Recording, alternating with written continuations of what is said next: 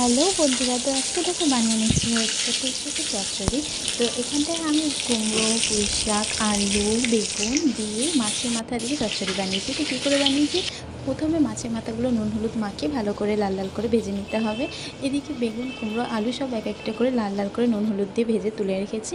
এদিকে আমার সমস্ত সবজি ভাজা হয়ে গেছে। এদিকে কড়াইয়ের মধ্যে তেজপাতা, পাঁচফোড়ন, এইদিকে কুচনো পেঁয়াজ দিয়ে ভালো করে একটু লাল লাল করে নেওয়ার পরে ওদিকে আমি মশলা বেটে রেডি রেখেছি হচ্ছে আদা বাটা, রসুন বাটা, জিরে আর লঙ্কা, নুন আর হলুদ দিয়ে ভালো করে টমেটো দিয়ে ভালো করে মশলাটাকে কষাতে হবে। আর মশলাটাকে কষানো ভালো করে হয়ে গেলে তারপরে মাছের মাথা দিয়ে আমরা আবার করে কষিয়ে নেব।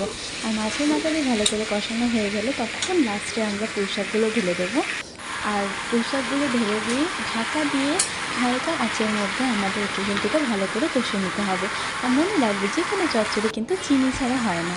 তো একটুখানি চিনি মিশিয়ে দেবে, তাতে টেস্ট বাড়ে। কোনো মিষ্টি ভাবটা একটুখানি চচ্চড়ির মধ্যে না থাকলে টেস্ট কিন্তু আসে না। তো একটু চিনি দিয়ে দেবে, চিনি দিয়ে আরও ভালো করে এটা কষাতে কিন্তু একটু টাইম লাগে। একটু ভালো করে কষে নিলে আমাদের রেডি হচ্ছে পুঁইশাকের ছেঁচড়া।